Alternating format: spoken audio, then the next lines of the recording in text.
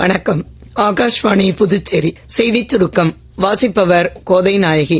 குடியரசுத் தலைவர் திருமதி திரௌபதி முர்மு மாநிலங்களவைக்கு பிரபல வழக்கறிஞர் உஜ்வால் தியோராவ் நிகாம், சமூக சேவகர் சி சதானந்தன் மாஸ்டர், முன்னாள் வெளியுறவு செயலர் ஹர்ஷ்வர்தன் ஸ்ரிங்கலா மற்றும் வரலாற்று ஆசிரியர் மற்றும் அமிலத்தன்மை நிபுணர் டாக்டர் மீனாட்சி ஜெயின் ஆகியோரை பரிந்துரைத்துள்ளதாக உள்துறை அமைச்சகம் வெளியிட்டுள்ள அறிக்கையில் தெரிவிக்கப்பட்டுள்ளது.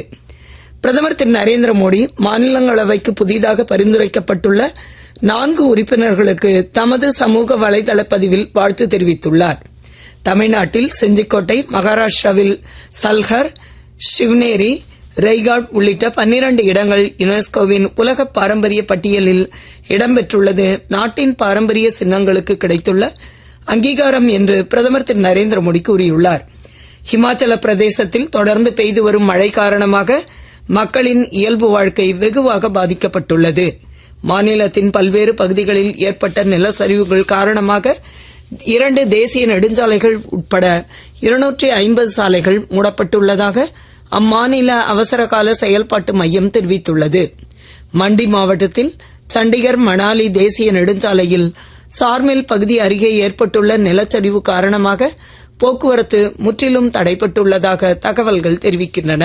புதுச்சேரி சட்டமன்ற வளாகத்தில் நாளை பகல் 12:30 மணி அளவில் நடைபெறும் நிகழ்ச்சியில் திரு ஜான்குமார் புதிய அமைச்சராகவும், திரு வி செல்வம், திரு தீப்பாய்ந்தான் மற்றும் திரு ராஜசேகரன் ஆகியோர் நியமன சட்டமன்ற உறுப்பினர்களாகவும் பதவியேற்க உள்ளதாக சட்டப்பேரவைத் தலைவர் திரு செல்வம் தெரிவித்துள்ளார்.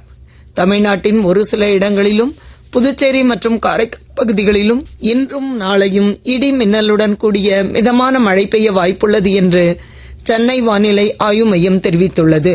துனிஷியாவில் நடைபெற்று வரும் சர்வதேச டென்னிஸ் போட்டியில் இந்தியாவின் கரண் சிங் இறுதி ஆட்டத்திற்கு முன்னேறியுள்ளார். இத்துடன் இந்த செய்திச் சுருக்கம் நிறைவு பெறுகிறது.